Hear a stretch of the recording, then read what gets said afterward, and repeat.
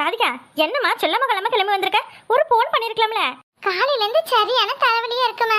என் மாமியார் காரி உட்காரவே விடல. அது செய்ய இது செய்யன்னு சொல்லிக்கிட்டே இருந்ததா. சரி, இங்க இருந்தா நம்ம வேலை செஞ்சே செத்துருவேன். நம்ம அம்மா வீட்டுக்கு போய் கொஞ்சம் நல்லா சாப்பிட்டுட்டு தூங்கி ரெஸ்ட் எடுத்துட்டு வரலாம்னு கிளம்பி வந்துட்டோம்மா. தலைவலி எல்லாம் சரி பண்ணிட்டு ஒரு வாரம் கழிச்சுதான் போவேன். மைனி எங்கம்மா? மாட்டுக்கு துணி எதுவும் கொண்டு வரல. மைனியோட சேலை இருந்தா ஏதாவது கொடுக்க சொல்லுமா கட்டிக்கிறதுக்கு.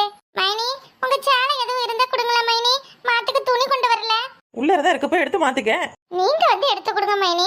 உங்க துணியை போய் நானே இஷ்டத்துக்கு எடுத்து போட்டுக்க முடியுமா? என்ன ராதிகா இது? உனக்கு எது பிடிச்சிருக்கோ அதை போய் எடுத்து கட்டிக்கோ. பழைய சேலை இருந்தா போதும் மைனி. மைனி, இதெல்லாம் புதுசா எடுத்து சேலையா? நல்லா இருக்கே. ஆமா ராதிகா, உனக்கு வேணும்னு எடுத்துக்கியாமே. அப்ப சரி மைனி, உள்ள இன்னும் ஒரு 2 3 இருக்கு, அதையும் சேர்த்து நானே எடுத்துக்கிறேன். அடிப்பாவி, ஒரு வார்த்தைக்கு வச்சுக்கன்னு சொன்னதுக்கு எல்லாத்தையும் வாரி எடுத்துக்கிட்டாலே.